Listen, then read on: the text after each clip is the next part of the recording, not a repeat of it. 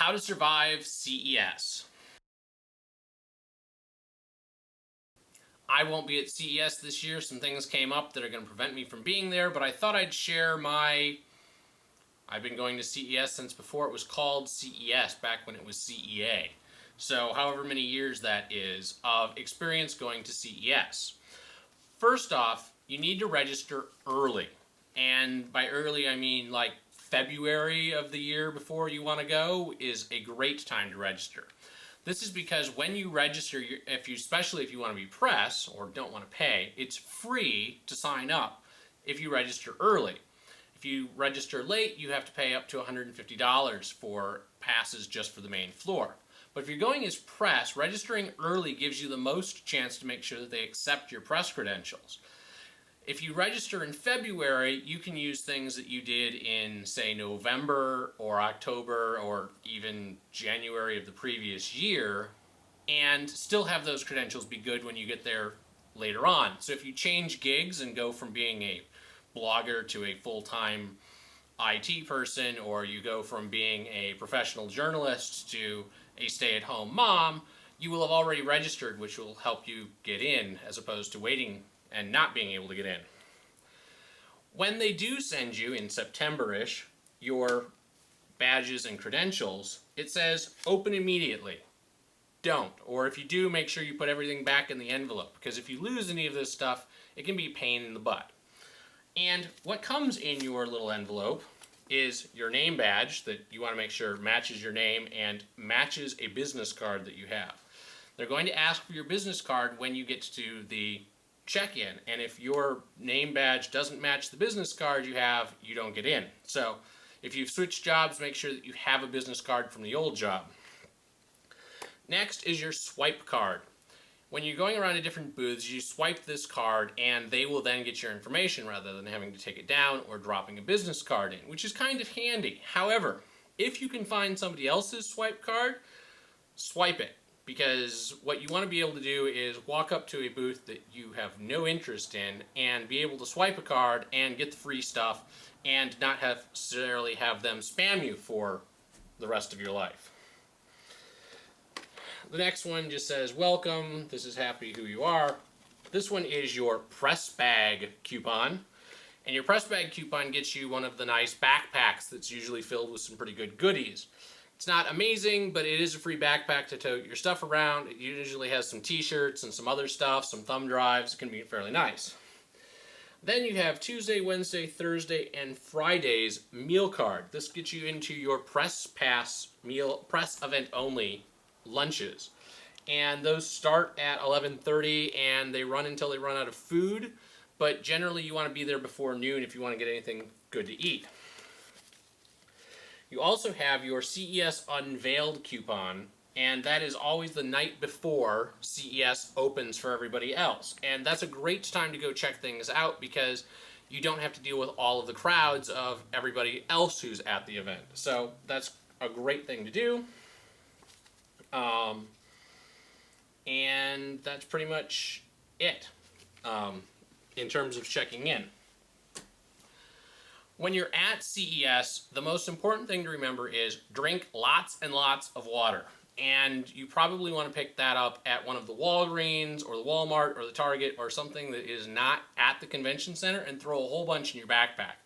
Generally, my backpack is filled with my camera and like 9 gallons of water because with the dry air, you want to stay hydrated, especially since you're going to be walking around a lot.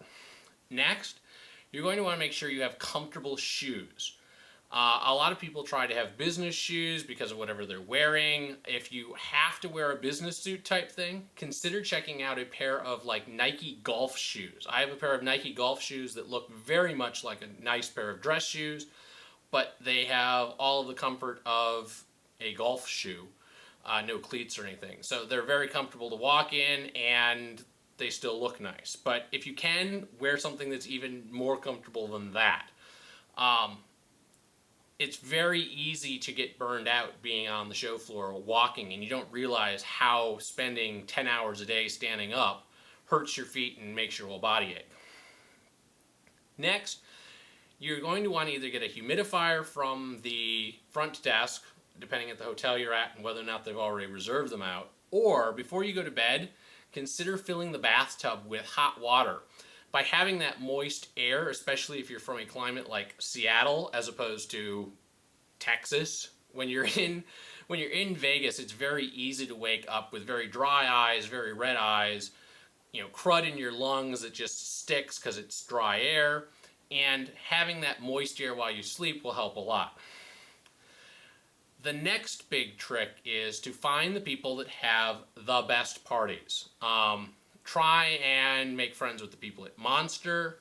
Try and make friends with some of the people that host the blog events.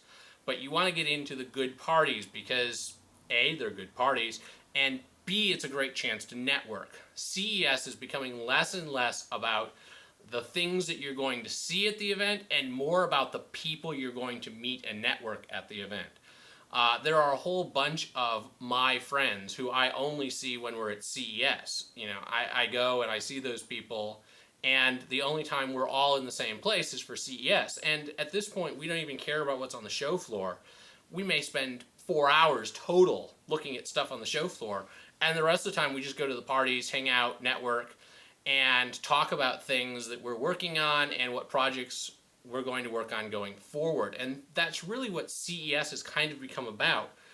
And in a lot of ways, it's like South by Southwest in that regard, but it's a different kind of crowd. It's the business, enterprise, consumer marketing crowd as opposed to just the, hey, I'm social crowd that is South by Southwest. So those are probably my biggest tips for surviving CES. The last one I would say is it's usually worth it to pay money to ride in a taxi as opposed to taking the buses, because the buses can be very long waits between to go from hotel to hotel. I really enjoy having a rental car at CES. If you're going to get a rental car at CES, find one of the casinos nearby and go pick up $100 worth of chips and a Players Club card, and they will usually let you park for free. And I think that's about it for tips. Avoid the people with the clapper cards on the street that go like this, because you don't really care about having pictures of naked girls, and if you order those naked girls, they won't look like the naked girl on the card. And Vegas isn't the place to get hookers just anyway, because there's just so many of them, and they've got all of those nasty diseases. And it's illegal unless you go off the strip over to like the Bunny Ranch, so just avoid the hookers in general. Don't drink too much because you're going to be dehydrated anyway. Don't drink while you're gambling. That's always a bad thing because that's how they get you. You're not going to play as well if you're drunk. And definitely sign up for a Players Club card at whatever casino you are going to gamble at, and try and gamble only at the places that your Players Club card is going to work. It's a great way to get free hotels. I usually gamble enough in Vegas during CES that I can go back to CES 2 or 3 times. Not CES. Go back to Vegas 2 or 3 times during the year for free on the casino. That pretty much sums it up, I guess. Comfortable shoes, lots of water, hit the parties, hit the show floor during the press night, and eat lots of the free lunches. And that'll make your CES trip good. Oh, and register early because then it's free.